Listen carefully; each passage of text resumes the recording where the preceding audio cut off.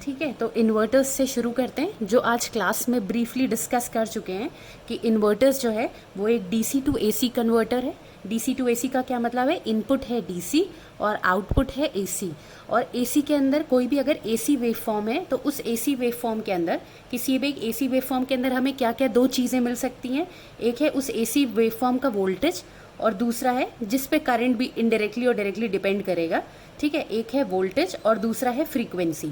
ठीक है, तो किसी भी एसी वेवफॉर्म के लिए ये दोनों पैरामीटर्स इंपॉर्टेंट हैं, एक है उसका वोल्टेज और एक है उसका फ्रीक्वेंसी।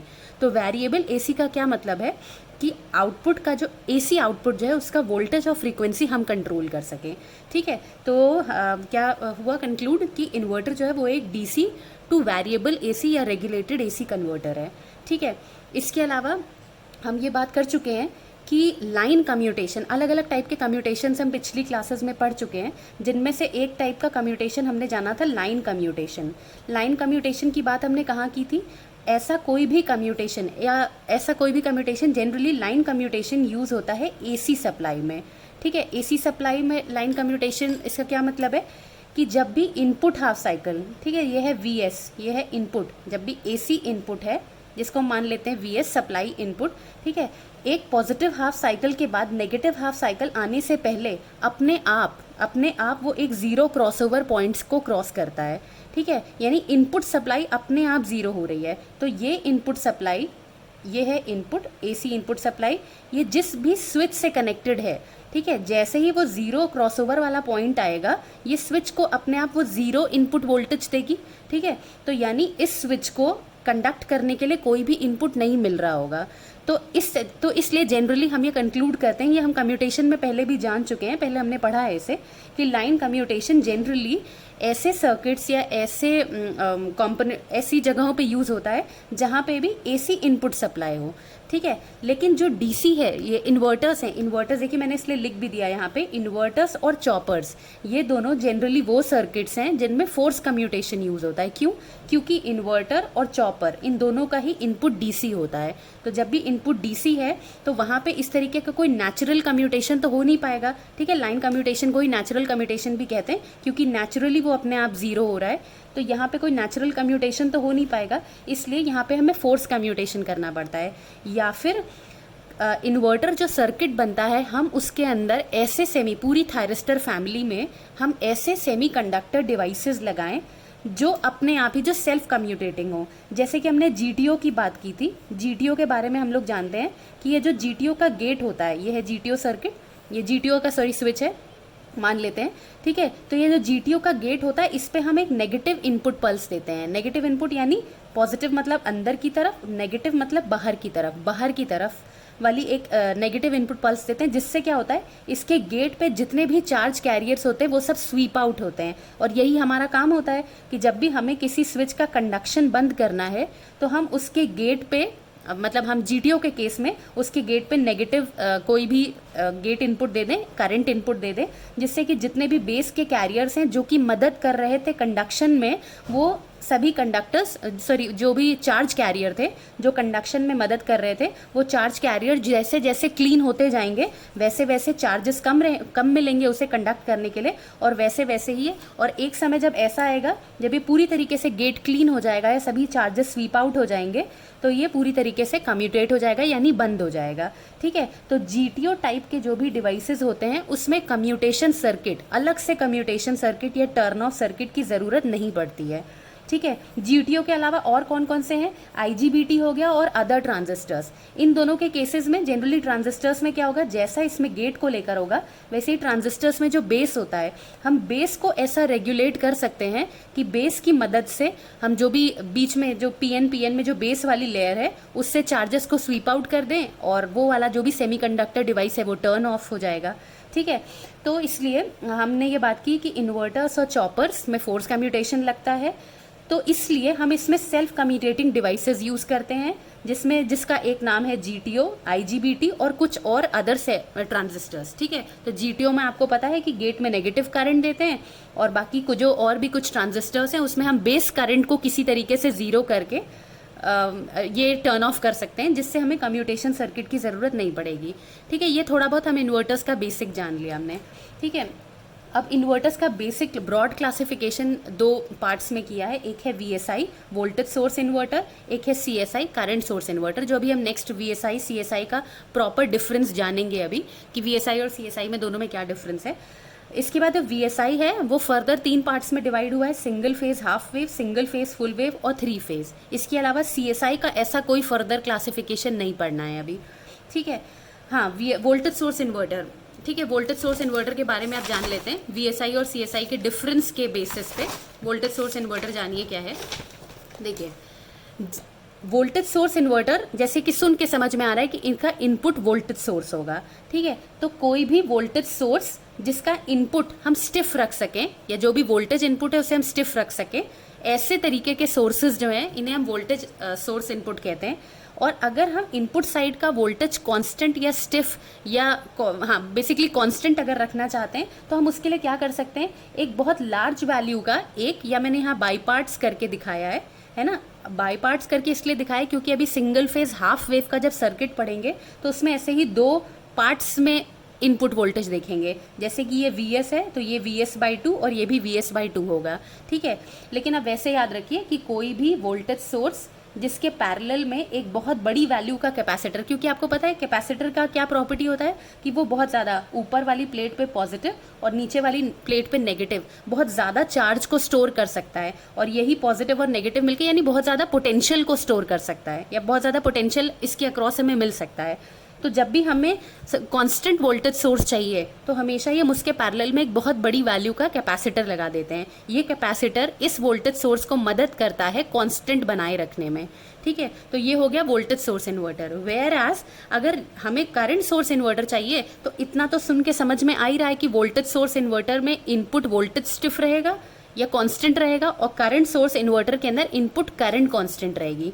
तो वोल्टेज सोर्स इन्वर्टर को ही हम करंट सोर्स इन्वर्टर कैसे बना सकते हैं, एक वोल्टेज सोर्स लें और उसमें एक बहुत ज़्यादा बड़ी वैल्यू का एक इंडक्टेंस ले लें जो कि उसकी सीरीज में लगाएंगे। इंडक्टर की ये प्रॉपर्टी होती है कि वो अपने अक्रॉस इंस्टेंटेनियस करंट चेंज को अलाउ नहीं करती है। अगर वो अपने अक्रॉस इंस्टेंटेनियस करंट को चेंज को अलाउ नहीं कर रही है, यानी धीरे धीरे इसके अक्रॉस करंट फ्लो कर रही है, और अगर ये बहुत ज़्यादा वैल्यू का कैपेसिटर है तो बहुत देर तक ऑलमोस्ट कांस्टेंट करंट यहाँ से निकलती रहेगी, क्योंकि बहुत बहुत ज़्यादा बड़ा अगर मतलब L अगर बहुत ज़्यादा है तो LdI/dt है ना, तो ये इसके अक्रॉस जो करंट है वो भी धीरे धीरे एक्सपोनेंशियली इंक्रीज करेगी। जितना ज़्यादा L उतनी ज़्यादा करंट और उतना ज़्यादा रेट ऑफ चेंज होगा, उतना ज़्यादा रेट ऑफ चेंज कम होगा, ठीक है। तो लगातार एक कांस्टेंट करंट यहाँ से फ्लो करती रहेगी, ठीक है। ये हो गया करंट सोर्स इन्वर्टर, ठीक है। अब दूसरी और क्या चीज़ जानने वाली है वो ये है कि वोल्टेज सोर्स इन्वर्टर में जो आउटपुट लोड है ना, कोई वोल्टेज सोर्स इन्वर्टर लगा, क्योंकि ये तो अभी मैंने सोर्स बनाया, इसके बाद इन्वर्टर के अंदर कुछ स्विचेस वगैरह होंगे, जो एंड में लोड लगा रहता है वो उसके जिसको हम लोड के अक्रॉस का वोल्टेज हम मान लेते हैं V आउटपुट है। तो ये जो V आउटपुट होगा ये होगा इंडिपेंडेंट ऑफ द लोड, चाहे R लोड हो है ना, चाहे R लोड हो, चाहे RL लोड हो, चाहे RLC लोड हो, किसी भी तरीके का लोड हो, आउटपुट वोल्टेज हमेशा इंडिपेंडेंट ऑफ लोड रहेगा। जबकि क्या चेंज होगा, चेंज होगी आउटपुट करंट, ठीक है। आउटपुट करंट का nature R load, RL load, RLC load के अकॉर्डिंग चेंज होगा, लेकिन अगर वोल्टेज सोर्स इन्वर्टर है तो आउटपुट का वोल्टेज सेम रहेगा, ठीक है। आउटपुट का वोल्टेज कांस्टेंट मिलेगा हमें, ठीक है। और हम कंट्रोल भी आउटपुट वोल्टेज को ही कर पाएंगे, ठीक है। इसी तरीके से जो करंट सोर्स इन्वर्टर है, क्योंकि वो करंट सोर्स इन्वर्टर है तो आउटपुट की जो करंट होगी I0 करंट वो कांस्टेंट रहेगी, ठीक है। और उसमें क्या चेंज हो सकता होगा, V आउटपुट चेंज होगा, ठीक है। जैसे कि वोल्टेज सोर्स इन्वर्टर में आउटपुट वोल्टेज कांस्टेंट मिलेगा, वैसे ही करंट सोर्स इन्वर्टर में आउटपुट करंट कांस्टेंट मिलेगा। वोल्टेज सोर्स इन्वर्टर में अगर वोल्टेज कांस्टेंट है तो क्या चेंज हो सकता है, लोड करंट चेंज हो सकती है। इसी तरीके से करंट सोर्स इन्वर्टर में अगर I0 कांस्टेंट है तो क्या चेंज हो सकता है, वोल्टेज आउटपुट चेंज हो सकता है, ठीक है। आउटपुट वोल्टेज कैसे चेंज होगा, जो भी V आउटपुट होगा वो I/R होगा, जिस भी तरीके का लोड लगा रहेगा, इसलिए मैंने Z लिख दिया है। L और C के केस में इम्पिडेंस आएगा R की जगह पे, ठीक है। तो जैसा भी लोड होगा RLC, RL, LC जैसा भी लोड होगा उसके बेसिस पे हमें वेरिएबल आउटपुट मिलेगा CSI के केस में, ठीक है। तो ये एक और डिफरेंस हो गया VSI और CSI में। अब और फर्दर क्या देखते हैं, जो VSI होते हैं उनके अंदर ये मॉसफेट और IGBTs टाइप चीज़ें यूज़ होती हैं। मॉसफेट या IGBT type semiconductor devices use होते हैं। मॉसफेट और IGBT टाइप के जो सेमीकंडक्टर डिवाइसेस होते हैं, इनकी क्या खासियत होती है, इनकी स्विचिंग फ्रीक्वेंसी बहुत ज़्यादा हाई होती है। ठीक है, स्विचिंग फ्रीक्वेंसी बहुत ज़्यादा हाई होती है, यानी जो स्विच, ये जो भी मॉसफेट और IGBT स्विच हैं, ये बहुत जल्दी जल्दी जल्दी जल्दी बंद खुल हो सकते हैं। ठीक है, तो जितना ज़्यादा स्विचिंग फ्रीक्वेंसी हाई होती है उतने ही ज़्यादा हार्मोनिक्स होते हैं। ठीक है, तो हार्मोनिक्स की भी एक लिमिट है कि एक लिमिट तक ही हार्मोनिक्स हो सकते हैं। इसकी वजह से ही हम बहुत ज़्यादा हायर पावर रेटिंग में इनको यूज़ नहीं कर पाते हैं। कुछ फ्यू किलोवाट तक हम इसे यूज़ करते हैं, 10-20 किलोवाट तक। उससे ज़्यादा बहुत हाई किलोवाटेज रेटिंग में मॉसफेट और IGBTs नहीं यूज़ कर पाते हैं। और क्योंकि मॉसफेट, IGBT और इन्हीं तरीके के कुछ कंट्रोल ट्रांजिस्टर्स यूज़ होते हैं VSI में, तो ये VSI का ड्रॉबैक है कि इसमें लो वॉटेज रेटिंग से फ्यू मेगावाट, सॉरी मैंने यहाँ किलोवाट लिखा था, फ्यू मेगावाट रेटिंग तक ही ये यूज़ हो पाते हैं। इनसे फर्दर रेटिंग के लिए हम CSI यूज़ करते हैं। क्योंकि CSI में हम कौन से स्विचेस लगाते हैं, CSI में हम नॉर्मल थायरिस्टर्स लगाते हैं। और जब हमने थायरिस्टर पढ़ा था तो हमने थायरिस्टर की यही एक खासियत देखी थी कि थायरिस्टर की स्विचिंग फ्रीक्वेंसी मॉसफेट और IGBT के मुकाबले कम होती है, लेकिन थायरिस्टर की जो वॉटेज रेटिंग होती है ना, वॉटेज रेटिंग होती है वो बहुत ज़्यादा होती है ना, क्योंकि इसमें स्विचिंग फ्रीक्वेंसी कम होती है। अगर स्विचिंग फ्रीक्वेंसी कम है तो ये ज़्यादा पावर को हैंडल कर सकता है with less harmonics, with less loss. ठीक है, तो इसलिए VSI में मॉसफेट और IGBT और इस तरीके के कंट्रोल ट्रांजिस्टर्स यूज़ होते हैं। ये लो वॉटेज से फ्यू मेगावाट तक होती है, फ्यू मेगावाट से ऊपर हाई मेगावाट के लिए CSI हम यूज़ करते हैं। ठीक है, ये कुछ और फर्दर इनके डिफरेंसेस हो गए। इसके बाद अब जो चीज़ पढ़नी है वो है सिंगल फेज ब्रिज इन्वर्टर। ठीक है, मैंने ही बताया वोल्टेज सोर्स इन्वर्टर आपने पढ़ लिया। VSI और CSI दो तरीके के क्लासिफिकेशन हो गए on the basis of source, जबकि on the basis of connection 3 तरीके का क्लासिफिकेशन, एक है ब्रिज, एक है सीरीज, एक है पैरेलल। जिसमें सीरीज पैरेलल अभी नहीं पढ़ना है, ब्रिज पढ़ना है। ब्रिज में भी सिंगल फेज, ब्रिज में भी हमें सिंगल फेज, 3 फेज 2 पढ़ने हैं, जिसमें से single phase bridge inverter 2 types के होते हैं। एक होता है सिंगल फेज हाफ वेव, एक होता है सिंगल फेज फुल वेव। ठीक है, तो सिंगल फेज हाफ वेव का ये सर्किट है। हाफ वेव सर्किट के अंदर क्या होगा, ये 3 वायर सिस्टम में कनेक्टेड है। ठीक है, 3 वायर सिस्टम से क्या समझते हैं, जैसा कि अभी हमने देखा कि एक वोल्टेज सोर्स होगा VS। ठीक है, एक वोल्टेज सोर्स होगा VS जो फर्दर 2 बैलेंस्ड पार्ट्स में डिवाइड होगा, VS/2 और VS/2, और बीच में होगा इसका न्यूट्रल। तो एक तार ये है, एक तार ये है, एक तार ये है।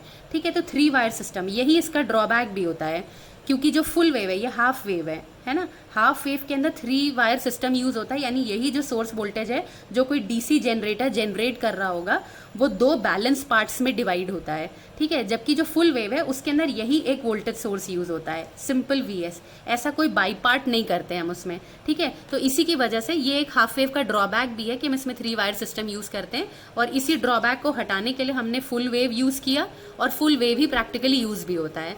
ठीक है, तो हाफ वेव जान लेते हैं। कॉन्सेप्ट जानने के लिए हाफ वेव का जानना जरूरी है। ठीक है, तो देखिए हाफ वेव के अंदर क्या हो रहा है, 2 VS/2 है, ऊपर एक पॉजिटिव VS/2, नीचे एक नेगेटिव VS/2।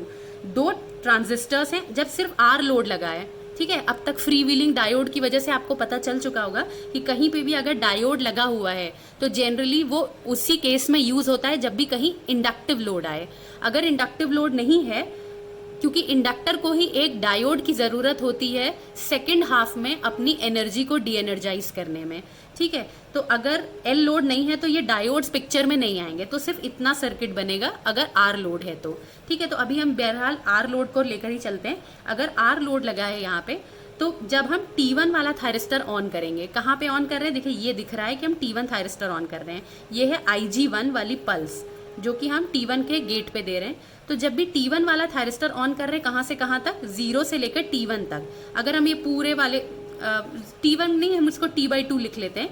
यहाँ से लेके ये पूरी कंप्लीट साइकिल का टाइम पीरियड T है, तो ये जो आधी साइकिल हुई इसका टाइम पीरियड T/2 हो गया। ठीक है, तो 0 से लेके T/2 टाइम तक हमने T1 वाला थायरिस्टर ऑन किया, तो आउटपुट हमें कैसा मिल रहा होगा, ये पॉजिटिव से करंट निकलेगी T1 थायरिस्टर के थ्रू होते हुए ऐसे होके वापस अंदर। ठीक है, इस तरीके की करंट मिलेगी। इस तरीके की सर्कुलेटिंग करंट, ठीक है। तो ये वाला जो करंट का डायरेक्शन है आई नॉट, ये जो मैंने दिख रहा है, ये जो आई नॉट करंट का डायरेक्शन है, इसको हमने पॉजिटिव रेफरेंस मान लिया है। और यही जो हमें इधर प्लस और इधर माइनस वोल्टेज मिल रहा है वी आउटपुट, इसको भी हमने पॉजिटिव रेफरेंस मान लिया है, ठीक है। ये है VS/2, ऊपर प्लस नीचे माइनस, ठीक है। तो इस तरीके की करंट हमें मिल रही है, इसको हमने पॉजिटिव मान लिया है। तो देखिए जब T1 वाला थायरिस्टर काम कर रहा है तो ये शॉर्ट सर्किट की तरह काम करेगा इधर से, तो जो इनपुट वोल्टेज है वही एज इट इज आउटपुट पे मिलेगा, ठीक है। इधर का प्लस इसके प्लस पे और ये वाला माइनस इसके माइनस पे, तो यानी V आउटपुट की वैल्यू क्या होगी, पूरा पूरा इनपुट वोल्टेज, और इनपुट वोल्टेज है VS/2। तो यानी जितने टाइम तक ये T1 वाला थायरिस्टर काम कर रहा था, यहाँ से लेकर T/2 तक, उतने टाइम तक हमें VS/2 प्लस VS/2 वाला वोल्टेज मिला, ठीक है। ये हो गया। अब नेक्स्ट उसमें क्या होगा, जब हम T2 वाला थायरिस्टर ऑन करना चाहेंगे, जब हम T2 वाला थायरिस्टर ऑन करेंगे तब कैसे करंट फ्लो करेगी, सोर्स में पॉजिटिव से चलेगी, T2 के थ्रू होते हुए इस तरीके से करंट फ्लो करेगी, ठीक है। इस तरीके से करंट फ्लो करेगी। देखिए अब जब ये वाले तरीके से करंट फ्लो कर रही है, तो जो हमने रेफरेंस करंट का डायरेक्शन माना था उसके उल्टे डायरेक्शन में करंट फ्लो हुई, यानी जब नीचे वाला VS/2 काम कर रहा है तो उस जो भी रेफरेंस डायरेक्शन था उसके ऑपोजिट डायरेक्शन में करंट फ्लो हुई। तो रेफरेंस का ऑपोजिट अगर है तो हम इस वाली करंट को नेगेटिव कह सकते हैं। और इसी तरीके से जो आउटपुट वोल्टेज है, क्योंकि जब ऐसे करंट फ्लो कर रही थी तो ये पॉजिटिव ये नेगेटिव था, अब इधर से करंट फ्लो कर रही है तो ये पॉजिटिव ये नेगेटिव होगा, क्योंकि करंट पॉजिटिव में घुसती है नेगेटिव से निकलती है। इस तरीके से करंट फ्लो कर रही थी तो ये पॉजिटिव ये नेगेटिव होगा, जो कि ठीक उल्टे है जो हमने रेफरेंस वोल्टेज आउटपुट का डायरेक्शन पोलैरिटी मानी थी उसके, ठीक है। तो इसलिए अब जो V आउटपुट आएगा T2 वाला थायरिस्टर जब काम कर रहा है उसके केस में, तो उसकी वैल्यू होगी -VS/2, ठीक है। तो देखिए जब T2 वाला थायरिस्टर ऑन हुआ है ना, ये है ड्यूरेशन, जब T2 वाला थायरिस्टर ऑन हुआ तो -VS/2 हमें आउटपुट वोल्टेज मिल रहा है, ठीक है। ये हो गया R लोड के लिए, ये R लोड की वेव फॉर्म है, R लोड की वोल्टेज वेव फॉर्म। और R लोड की करंट वेव फॉर्म कैसी होगी, ये मैंने I0 लिखा है, I0। आर लोड की करंट वेवफॉर्म कैसी होगी, जैसी वोल्टेज वेवफॉर्म है बिल्कुल वैसी ही करंट वेवफॉर्म होगी, बस इसका मैग्नीट्यूड थोड़ा कम होगा। अगर पॉजिटिव हाफ के अंदर वोल्टेज मिल रहा है VS/2 तो करंट कितना मिलेगा, VS/2 अपॉन R। अगर नेगेटिव हाफ के अंदर -VS/2 वोल्टेज मिल रहा था, -VS/2 वोल्टेज मिल रहा था तो करंट कितना मिलेगा, -VS/2 अपॉन R, ठीक है। तो करंट वेवफॉर्म, तो ये दोनों जो वेवफॉर्म हो गई ये R लोड के लिए हो गई, ठीक है। चलिए अब नेक्स्ट करेंगे RL लोड।